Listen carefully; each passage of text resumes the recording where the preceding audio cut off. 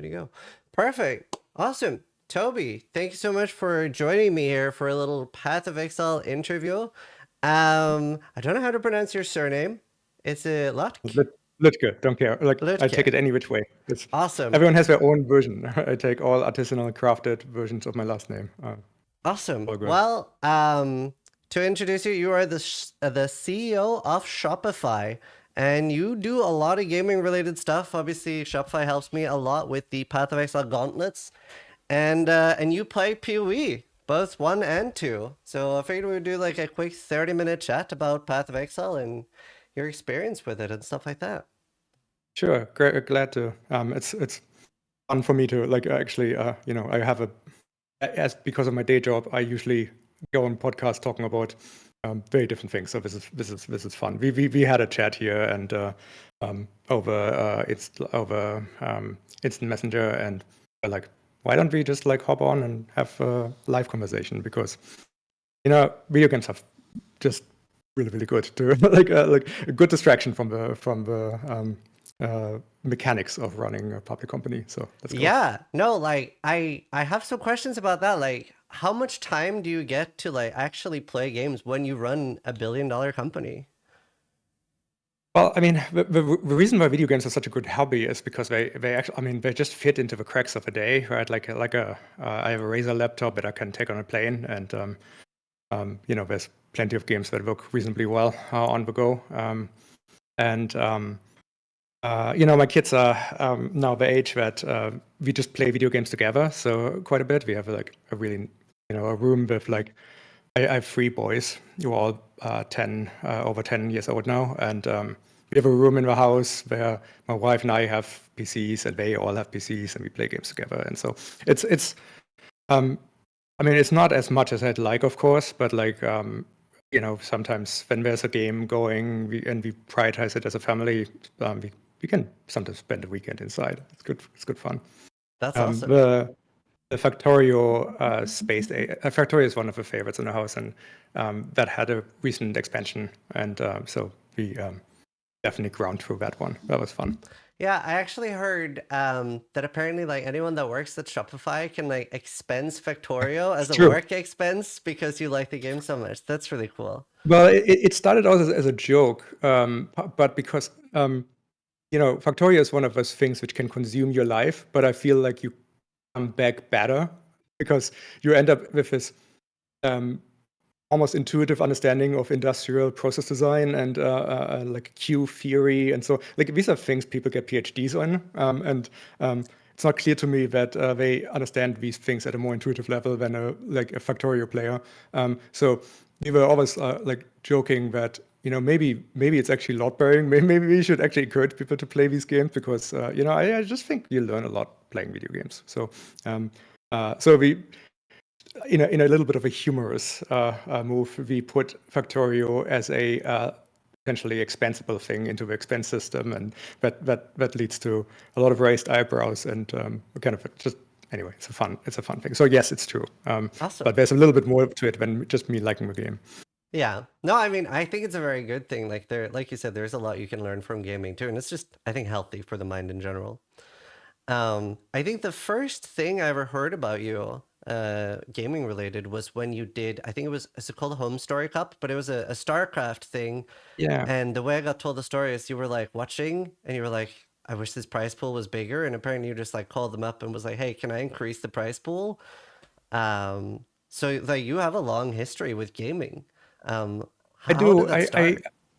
Yeah, like I mean, I grew up. I'm born 1980, so in Germany, and Germany that had very poor internet throughout the 90s, but it had the LAN parties, so it had a really great culture of everyone getting their computers together on a weekend. There was a thing called the demo scene for programming, which is also how I learned programming, and then often they were combined for video game tournaments and so on. We played a lot of Quake World was my game during those times, and StarCraft. Specifically after Brood War came out, it just like was just. I mean, Brood War even today is like an incredibly good, well balanced game, and compared to the ambient level of execution quality of 1997, I want to say. Yeah. It's just like feels like a little alien artifact. So anyway, it was an incredible game, tournaments, these kind of things. I worked for a minute for a company that put these big LAN parties on and just wrote software for them. So it's just been always my hobby. I spent a lot of time thinking about going into video game industry, but like I ended up like always deciding against it just because I like the hobby so much, and I kind of afraid of losing if once you make a day job out of it. Yeah. I suppose at least that was my thought. I'm probably wrong, but like No, anyway, things worked out anyway. I think that's I think it's almost chance based whether that happens or not. So it's definitely a risk, I think, because I know people that You has definitely had that find happen out how too. deep your love for it actually goes. Yeah, Yes. 100%, 100%. Ends up either being do what you love for a living and you never work a day in your life, or do what you love for a living and all you have is work. So it's a scary Yeah. thing. I totally agree. I don't think I don't think this was a particular insight, but it just was the thing that I believed during the times when I was really picking my career, and so I always ended up deciding for something else. But I just find like I don't know, like it ended up being a really really great like hobby. I played lots of StarCraft 2 when that came out. That was sort of just came out before I had kids, so that was sort of the last thing I could really sink myself into. Yeah. And I just appreciate games. It's amazing. So how much time do you think you've played in like either PoE 1 and PoE 2? So PoE 1 was very little. Mostly some of my friends who you know well from work at Shopify kind of like kept telling me how great it was. I mean, obviously I played Diablo 2, Diablo and Diablo 2 a lot in my teens, and well, Diablo 1 in my teens, I suppose. So I always loved the genre. I was sort of not loving the many of the more modern incantations of it. Yeah. And then I played PoE 1. I mean, I did like maybe I ran 2 characters when new leagues came out. I watched your videos on what builds to use, so that was cool. Nice. And I think that's sort of it. Partly when that happened, it was right around the time they started teasing PoE 2 or Yeah. actually starting gameplay reveals. And that seemed utterly imminent. Yeah, I it didn't did. expect it to take as long. But although this is funny, I know a lot about software, so I should have known. But Yeah. anyway, so I kind of fell out of it because I figured when PoE 2 comes out, I'm gonna just like run some characters then, and that looked like a better put together game anyway. And my oldest is really into Hades. Oh yeah. And Hades, so I played a bunch of it, and I got so used to WSD controls that I just could not play Path of Exile 1 anymore. So I was like really, really happy when PoE 2 came out. Yeah. And then there I just played. I played a Frostmonk to 90 now, and couldn't play the last couple of weeks. It's actually since we first talked. Yeah. So it comes in spurts. When there's a lot of travel, I have more time. Yeah, I like can't imagine how busy you are. So it's crazy that you get time to play at all. I'm very impressed. And also, I don't know if you're familiar with it at all, but you mentioned your son plays Hades. There's actually a co-op multiplayer game called Raven's Watch, which is like similar to Hades, but you can play in multiplayer. That's how many players does it Up to allow? 4. Oh, that's amazing.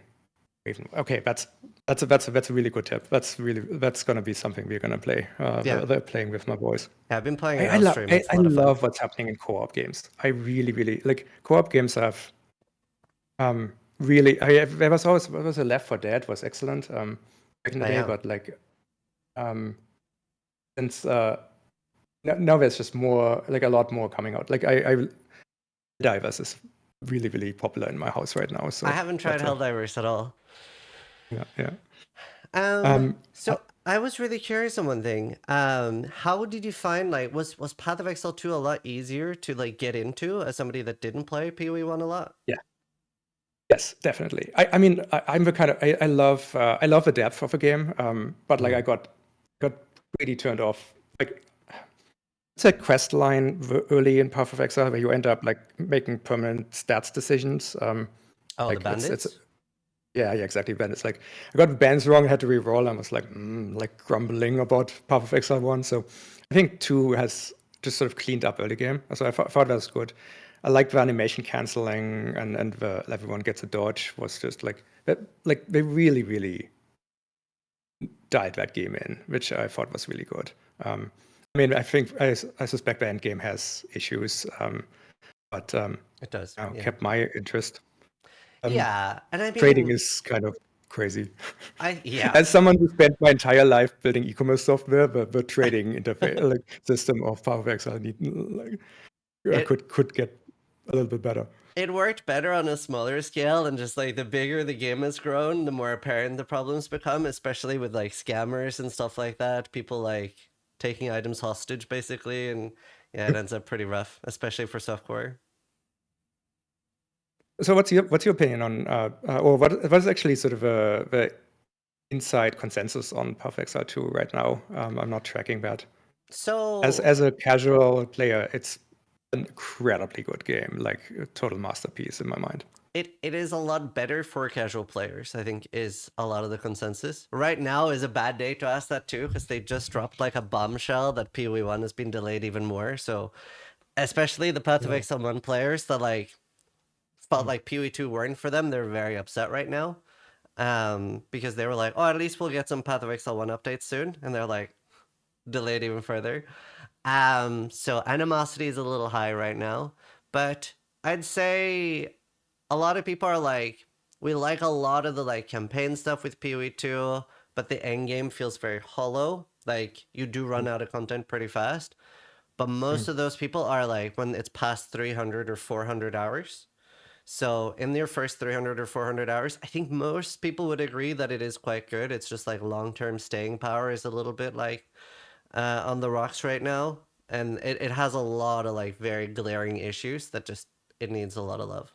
And then depending on what side you're on, some people are willing to chalk that up to it's early access, they'll fix it. And some people are like, it's the worst thing ever, they can't fix it. Um, I mean, it is always a little bit amusing to hear people who spend 300, 400 hours on something to then say, "Oh, it's just a terrible game." Because, like, okay, I think your revealed preference is disagreeing with your stated preference there, like, quite a bit. yeah. I get it though. Like, especially these games have such incredible long-term holds, so like, it's hard to compare to something as refined as Path of Exile 1. Yeah, what you just said reminded me of my favorite Steam comment I've ever seen. I don't remember particularly what game it was, but I was like looking at Steam reviews to get like an idea of whether I should buy a game or not. And there was a dude that had 3,000 hours in the game, but reviewed it negatively. And he said, for my first 2,000 hours of playing this game, it was amazing. One of the best games I've ever played. But after 2,000 hours, it starts getting really stale. And I can't, in good faith, recommend this to someone. And it was like a $40 game. And I was like, what am I Oh my God. reading? Like, what? The poor devs. Oh, That that's was so rough. so unhinged to me because Like I my was like, heart goes compare this out to to the any team. other form of entertainment, especially cinema. And I'm like, what is going on here? Yeah, Uh, yeah, yeah. Yeah, a night at the movies for two people is like, I mean, it's like more than the sticker price there, and that's like over in 2 hours, right? Like, so, yeah, so Jesus. it was crazy. Like I think my guiding price for like entertainment and games, not like it doesn't exactly fit like this, but sort of like $1 per hour. If I get 40 hours out of a $40 game, I'm usually very happy. There are exceptions, Okay. obviously, and ARPGs like Path of Exile are generally made to be a lot more hours. But yeah. So tell me something, like, um, sort of early, like I've seen multiple phases of a gaming history. So like initially it was sort of a no one knew what games would be end up like we didn't know the genres, right? Like genres were being discovered left and right. Mhm. Like Half-Life caused Counter-Strike and so on, and Yeah. Warcraft caused Dota. Um, and so then things got really safe, right? Like we get into like this more AAA-ish derivative time where it was very, very hard to take risks. Partly because I think I would say, but because of the way the game publishing worked. And then, like so slowly, first through Steam's Greenlight, and then Steam in general, like it seems smaller teams are making games and they are taking more risks. Like games, specifically when it comes to like Path of Exile, like Path of Exile seems to me like it violates almost every rule of video game making in some meaningful way, right? Like it's just like it's way too deep, it's way too like unforgiving. But it's kind of awesome. And there's a couple of other like I mean, the Dark Souls games are sort of like violating at least the old principles a bit. So first of all, do you agree with that? And second, is this like what's behind this? Like is video games changing? Yeah, I do agree with that a little bit because I think it's very rare for a game to grow that much over time. Usually, games, especially newer games, are a bit more of a flash in the pan, where you see like Fall Guys, right? It comes out, everybody is Mhm. playing it for like a month, or like Among Us, right? They'll have the like 15 minutes of fame as a game, and then they're sort of over. They'll maybe get an update again. Whereas Path of Exile was like slowly growing from 2013. I would say that's like a lot of that is due to 2013 like, is when it came out. Okay, yeah, wow. Yeah, so that is a lot. That's a lot older than I thought it was. yeah. Interesting. And What was then what was it like initially? How similar to like Diablo 2 was it? Has it as changed, significantly shifted over time? it's changed so much. Like in the start, it was Yeah. so primitive. There was very little to do in the game. It was very much like a passion project. Started with like a Yeah. very small team. It grew over time, and like those same people stayed there and kept growing it and growing it, and they just kept iterating and kept making it better. And then at some point, what happened was that the game became a little bit too complicated for new players to get into, but Mhm. the people that had time and could would still get into it. And I know like a lot of larger streamers would have it as like a side game that they maybe would talk about. So you would hear very large Mm. streamers from like other games hear like them talking about Path of Exile and how wonderful they thought it was, and they wouldn't necessarily stream it themselves, but like people were totally exposed to that over time, right? Hearing loads of people talk about it. And then like you said, right? PoE 2 got announced, and then people are like, well, I'm not going to bother trying to get into PoE 1 when I know PoE 2 is coming, because then I can get in on the ground floor, right? The game's going to be less complicated. And I think that's what we've seen happening. So I do think some people will now maybe give PoE 1 more of a try. Um, I could be a little bit hopeful there, but I do think that'll happen because it'll be slightly more digestible now that people have been eased in a little bit to PoE 2. Although the lack of WSD will be a little bit of a barrier to entry as well, I think, because that is really nice. It's really nice. I was just thinking if that's possible to backport, but I think it's going to be hard, right? Because there's a lot more stunts, there's a lot more animation. There isn't the same animation canceling, which you kind of need for like a scheme, like a Mm, control scheme like this. they do have animation canceling in PoE 1 as well. They have said that it's not impossible for them to put WSD in, and it's something they would consider if it's super well received, Mm. but it will take a lot of work. And Right, especially like the potion system needs a full rework and stuff. Um, right. So yeah, I agree. I'd say it is very unique. I think it's mostly like the fact that it's the same people that have stayed on. Um, Obviously, a big concern the community has right now is like the guy who was the CEO for a very long time, like Chris Wilson. We haven't really seen much of him lately, so there's a lot of concerns there because at one point in gaming, right, Blizzard was like the gold standard for a lot of games, like MMOs, StarCraft, and also like Diablo, right? And they obviously went from being the gold standard to now being a bit of a joke between a lot of gamers. So obviously that needs to happen at some point. And I think that happens when you do have people move away from a company, like when you have the original people step away. I think that's the root of a lot of the concerns right now. Yeah. But like only time will tell, right? Is this the beginning of the end, or is this just another like thing that they'll fix? I mean, this is very true. I mean, I think that's like, I mean, it's my experience too that it's enormously hard to make things excellent over time in a cohesive way. Every time someone changes, anytime someone new joins a team, it's a new team. It's not actually the old team with a new person. Yeah. And it's actually like, and every time you see something that has been so consistent for more than a decade here, then you just know like very incredibly passionate people who give a shit fought for that, right? Like so. Yeah. Um, it is possible, like absolutely possible, to create a maintaining, self-healing culture that can cause this over time. It's been done. It's very hard. So it's a good concern, but like it's kind of beautiful how all in that team is. I don't think they have no other products, or do they have? This is like they are No, completely dedicated to. I mean, these two games now, I these two suppose. games now, yeah, and then obviously like we're seeing some mismanagement on the time scales there, so it'll be interesting to see how the future goes. But yeah, they've been very all in, and for a long time they did say they didn't want to make another game. Yeah. I do think it's a good thing that they split though, because it does seem like they want very different things for the games. Mhm.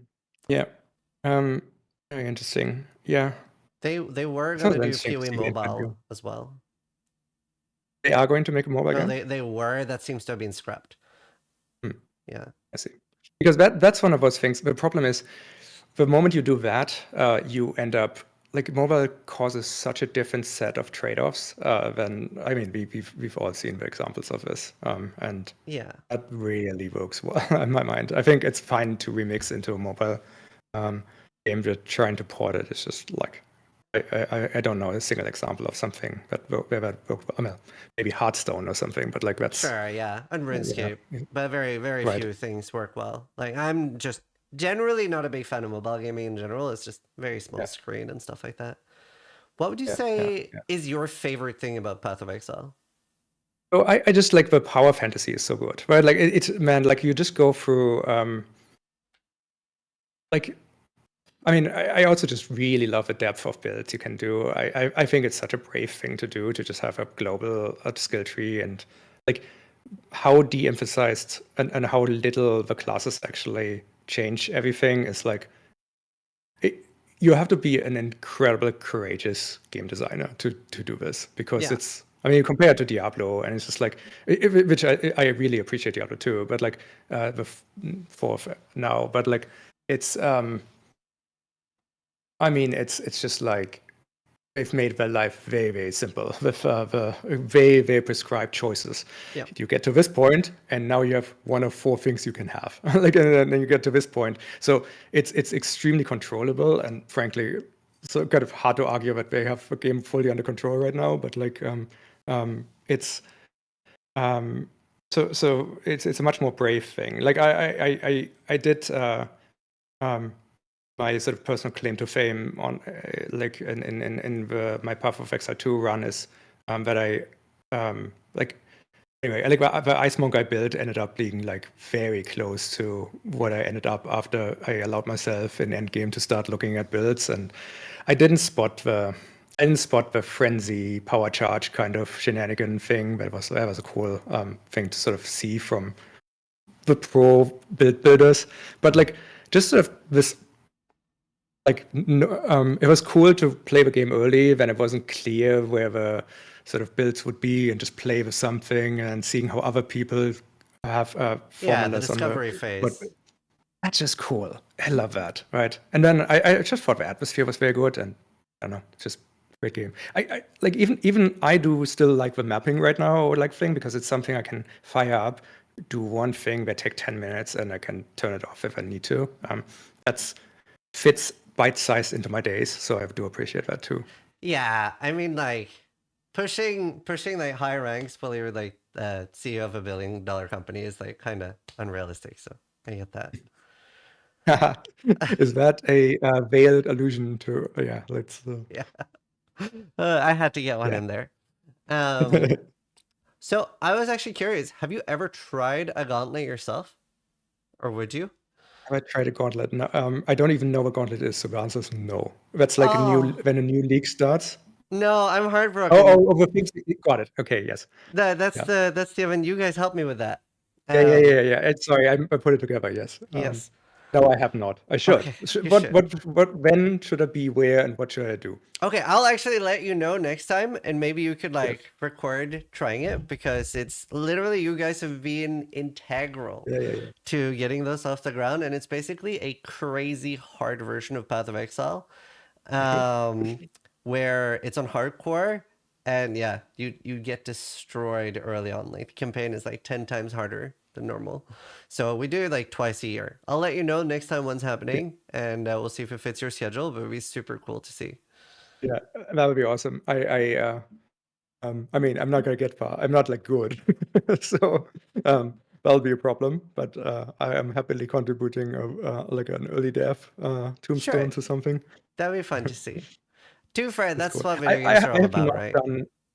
I have not gotten myself to actually do Zev's. What's it called? Zev hardcore. Life is too short, like for that kind of misery in the end, I think. But maybe I'm wrong. Maybe I should try it. Yeah, I mean, even just SSF in general is pretty fun. Like playing solo is like it's a very different experience than when you can trade for it. Oh, I was actually Mhm. curious. Have your kids tried PoE as well? Like I don't know how like friendly it is for children. Yeah, they got like it's odd. They didn't quite. It didn't capture them so far. Like I've been actually trying to figure out why. I wonder if you kind of need Diablo sort of dopamine release of like playing a Diablo-like game for like they have so many options. So Hmm. oddly, it hasn't caught on with them. But they're still also younger. Like I Yeah. mean, 10, 12, 14. And the 10-year-old was too scared. Um, actually, the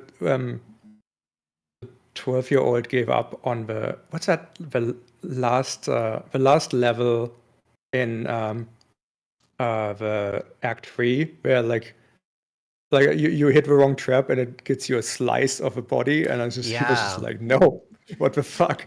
Yeah. That I felt a bit untelegraphed as a yeah, I remember my you know first what I time mean? That seeing that. I was like, wow. That's wild. That he's talking about the chests where you just like split someone open. That's crazy. exactly. It's like in the end of third act, where like Yeah, he was yeah. like literally like he pushed this thing and he was like, what the hell? And just like closed the game. Oh, So really? that was That's funny. Yeah, like my oldest is 3, so we played a tiny bit of Minecraft together, but yeah, that's it so far. that's how I started. We did like I have super fond memories of lying on the couch. We used an iPad and like I played Minecraft and they told me what to build and we sort of built it together when we were like 2 or 3 years old. It's super. It's just such a wonderful playing games together is an awesome thing for families to do in my mind. I know, I'm like so excited for them to get older, so I have 2, so hopefully we'll have same like you with Congrats. some like gaming nights and stuff. Yeah. But dude, Um, awesome. Anything else you want to cover before we end, or because I know you were a bit short on time? yeah, no, it's cool. Let me jump in here and really like what you're doing. It's like a really good community. Should hopefully have a little bit of empathy for the devs at times as well. Hold them Yeah, to high standards, um, but let's be kind. yeah, I agree with that. Um, and uh, yeah, it's cool. It's a cool community. You guys, it's awesome that such games are being made for. I don't think I think it's very good to make games that are not for everyone. Like there's a wonderful essay that I read early in Shopify's history by a guy called Kevin Kelly, who's an amazing person if you ever to read his books and so on. But Mhm. he wrote an essay called "A Thousand True Fans." Like in the future, like the internet, like you don't actually need to make mass appeal products. All you need to get is 1,000 really true fans for the thing you're building. And my sense is like Path of Exile is such a good example of a sort of. I mean, obviously, there's a lot more than 1,000 true fans, but it's still, even from a perspective of ambient gaming, even Path of Exile 2 is crazy, right? Like it's Yeah, only from people from the perspective of Path of Exile 1 would say, oh, that's a casual, friendly game. Like that's true. no We one, are very spoiled in in an the PoE absolute sense, but community. it's not true. We Yeah, are yeah. very spoiled for sure. Well, But yeah, uh, awesome. good, nice hangout. Thanks very much. I gotta Yeah. go. All right. Cheers. Keep Thanks for doing your coming. thing. Bye bye, Bye. everyone.